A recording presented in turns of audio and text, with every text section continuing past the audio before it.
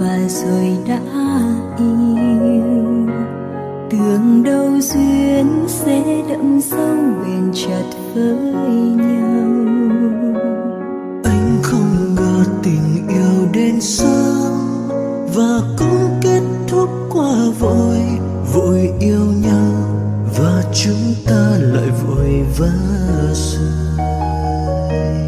Từ đây em sẽ học quên những gì đáng quên, và em vẫn nhớ về anh một người đã yêu.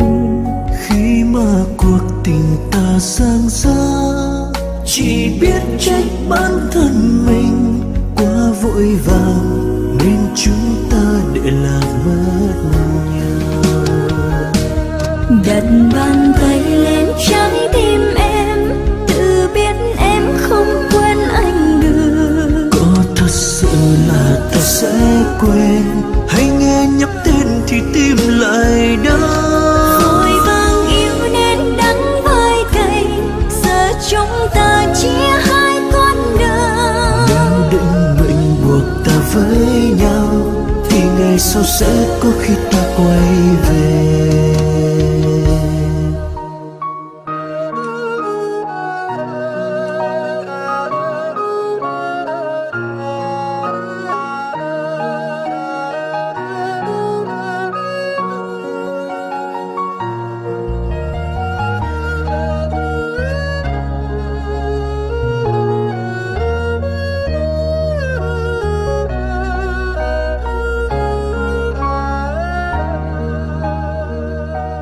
Mình quên nhau chưa được lâu và rồi đã yêu. Tưởng đâu duyên sẽ đậm sâu bền chặt với nhau. Anh không ngờ tình yêu đến sớm và cũng kết thúc qua vội, vội yêu nhau và chúng ta lại vội vã rời. Từ đây em sẽ học quên những gì đáng quên, và em vẫn nhớ về anh một người em đã yêu.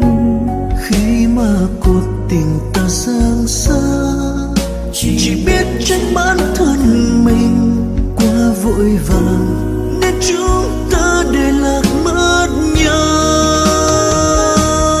Đặt bàn tay lên trái tim em, tự biết em không quên anh được. Có thật sự là ta sẽ quên, hay nghe nhắc tên thì tim lại đau.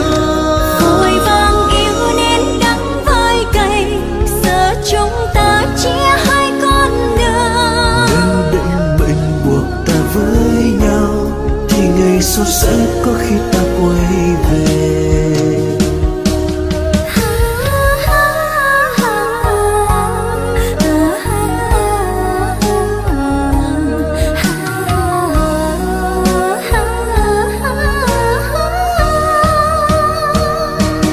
Đặt bàn tay lên trái tim em, tự biết em không quên anh được. Có thật sự là ta sẽ quên, hay nghe nhắc tên thì tim lại đau.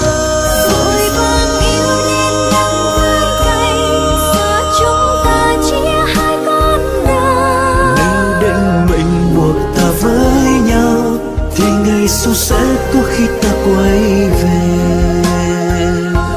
Nếu định mệnh buộc ta với nhau thì ngày sau sẽ